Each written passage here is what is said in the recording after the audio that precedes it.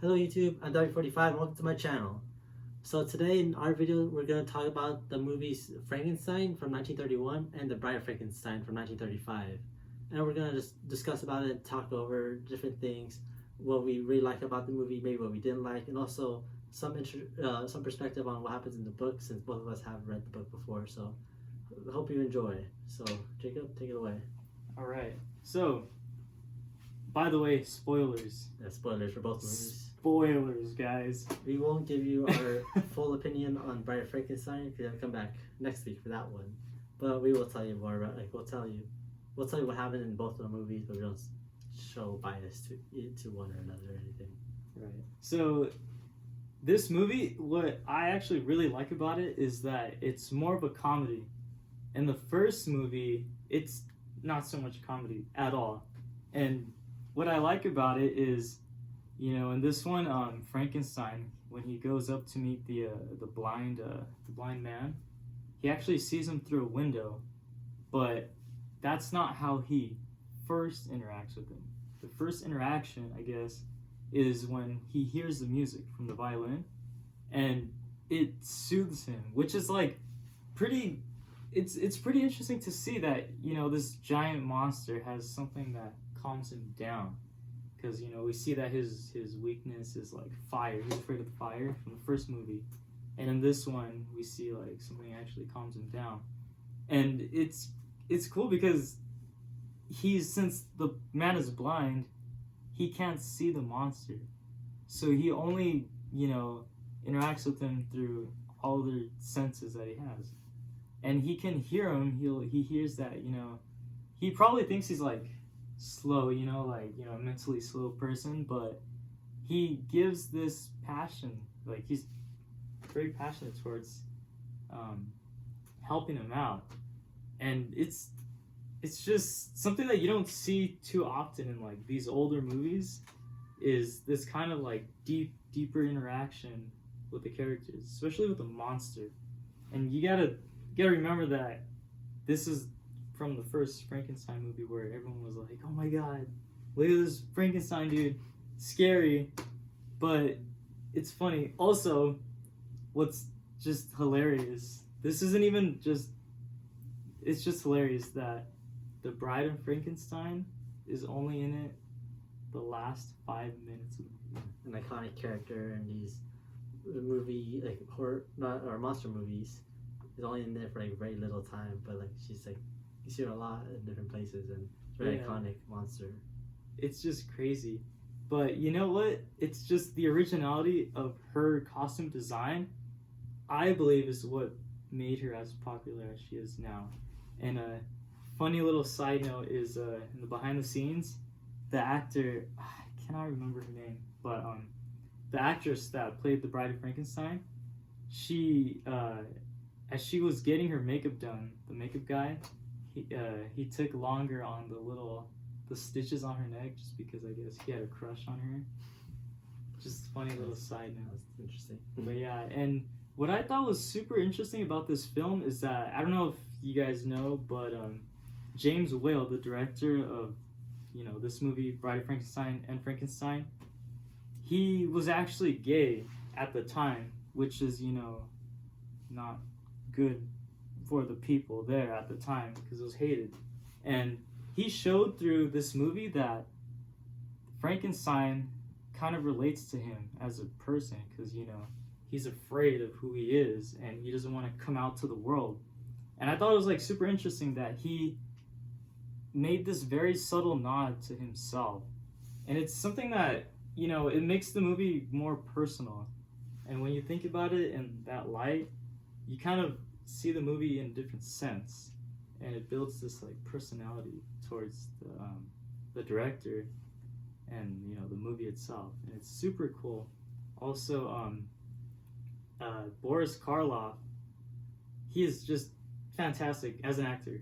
Fantastic. Just this guy is so menacing as the monster. I think we talked about this in the first Frankenstein discussion, or the review, but he's such a good actor. So one part of the movie that was super weird, this is in the Bride of Frankenstein movie, is when Dr. Pretorius, he shows Henry Frankenstein his his experiments with the shrunken people. Yeah. That was so weird. I don't know why that was there. Yeah, I don't think it should have been there. Like, he should have shown him, like, oh, I made like a two-headed, turtle, a snake, Something an animal. related to bringing the dead back to life. Something like that, yeah. And I just thought it was weird. Like, he made a perfect human being just that tall. Like, I don't know. That wasn't enough for him, I guess. Yeah, it's weird. Yeah, super weird. It's But probably been better if like, he did some stuff with animals, like he said, like a two-headed animal or something. Like, I don't know, it's a little off. I was like, what's that doing there? yeah, and I feel like that should have been something like, oh, I made this two-headed animal, but I can't figure out how to make it just one head. Like, it grew. I don't know, but that was just something that was like weird, that kind of stuck out to me.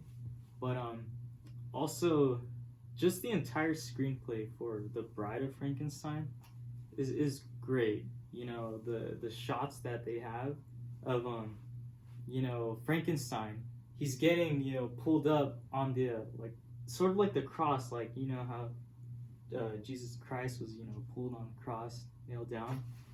That's very, very, very risky to do as a director, especially at the time, because this is 1935 when this movie came out. Still early on in the cinema age, and it's very, very, very interesting that he did that. There's also a lot of you see a lot of crosses in the movie. In that time, America was more religious, and like now I'm sure like people would be like, excuse me, like, take that out of that movie, but like then a lot more people was more accepted. Like, Right. So that's why it's more.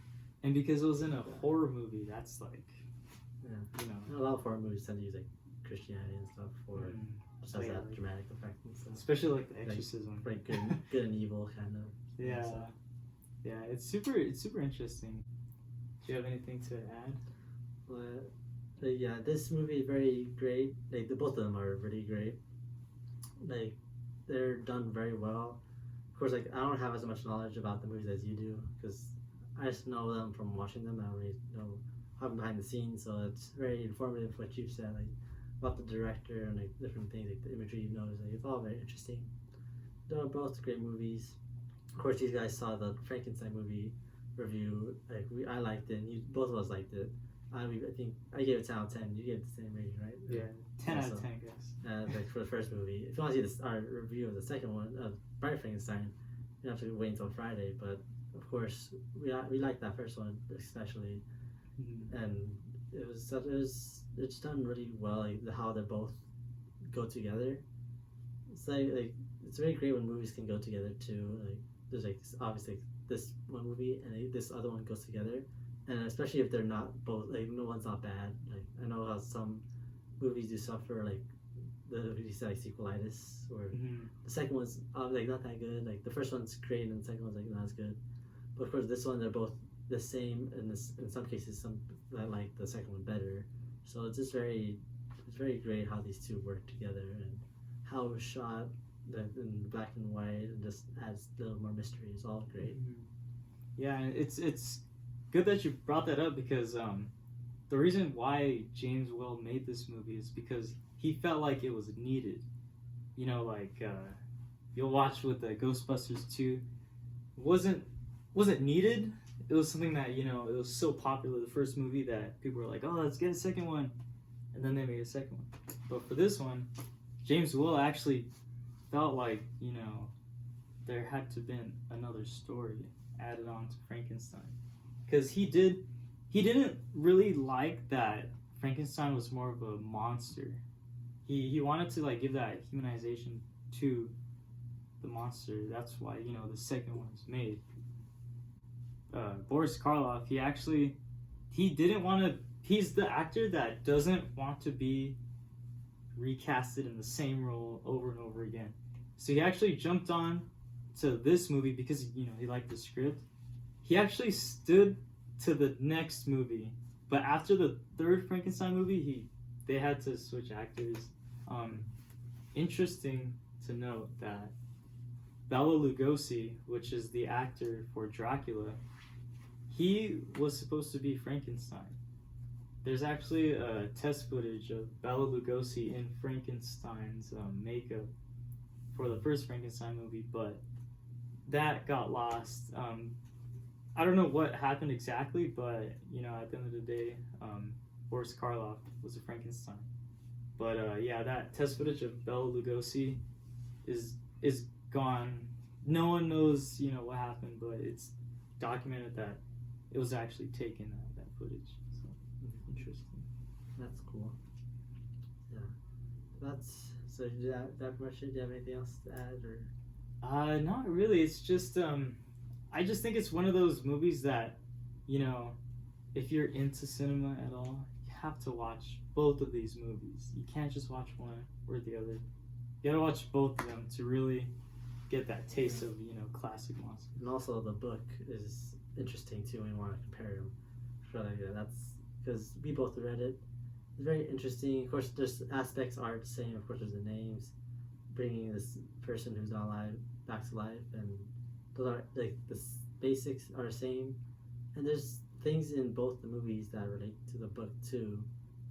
Like for example, the blind man that Frankenstein meets is in that first book, and he teaches he doesn't really meet the blind man until way later because he just watches his family and learns from them. But then once he tries to meet the blind man's accepting. But then once his kids, it's the people who can't see comes back, they cast them out there, like get away, you monster. But of course, like that, he's still there, and then Frank, like instead of being called Henry Frankenstein in the book, he's Victor Frankenstein, the scientist, which is interesting, And then the monster in the book, just he was more knowledgeable, and he was more driven by revenge for like kind of just being brought to life by this guy he didn't want to be brought to life and stuff. So it was, and like for someone who he just was scared of, and everyone was scared of him. He just wanted revenge for his creator. And interesting.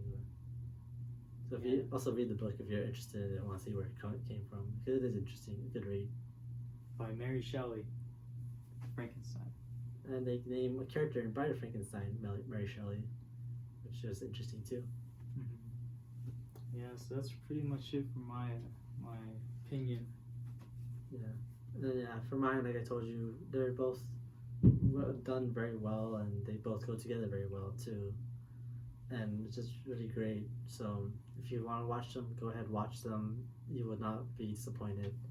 So that's pretty much all we have for this video. So if you guys like the video, please like, subscribe, and comment.